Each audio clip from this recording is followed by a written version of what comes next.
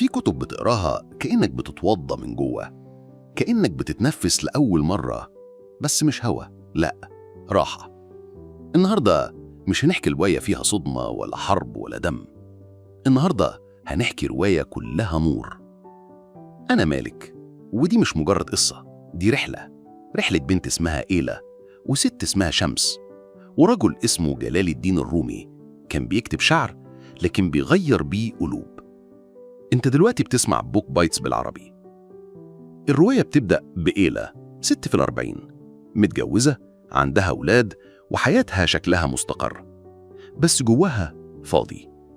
في يوم بتجيلها رواية تراجعها. الرواية دي بتحكي عن صوفي قديم اسمه شمس التبريزي ولقائه بجلال الدين الرومي. ومع كل صفحة إيلا بتحس إن حياتها بتتشقق، كأن الكلمات بتعدي على جرح هي ما كانتش عارفة إنه لسه مفتوح. شمس التبريزي ما كانش شيخ تقليدي، ما كانش بيخطب ولا يعلم، كان بيمشي، يشوف، يسمع، ويحط مراية قدام اللي قدامه. قابل جلال الدين الرومي اللي كان عالم فقيه بيخطب في الناس ويفتي، لكن جوه قلبه كان محتاج حاجة أعمق. شمس قال له: الحب مش في الكتب، الحب فيك. ومن هنا الرومي بدأ يتحول، بطل يخاف من الأسئلة، بطل يلبس وجهين، بقى يسمع بقلبه مش بس بعقله. وكل الناس حواليه قالوا عليه اتجنن. ليه؟ عشان حب، عشان بقى يضحك أكتر، يسكت أكتر، ويكتب كلام محدش فاهمه.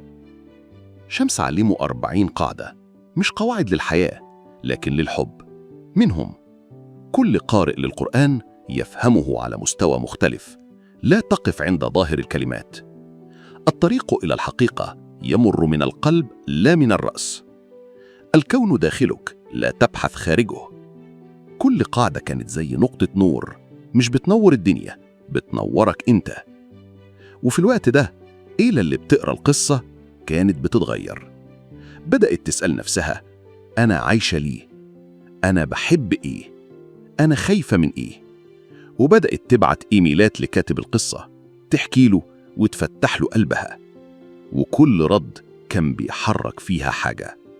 وفي الآخر إيلا خدت قرار، سابت جوزها، سابت البيت، وسافرت تدور على نفسها. مش عشان حبت الراجل ده، لكن لأنها حبت نفسها.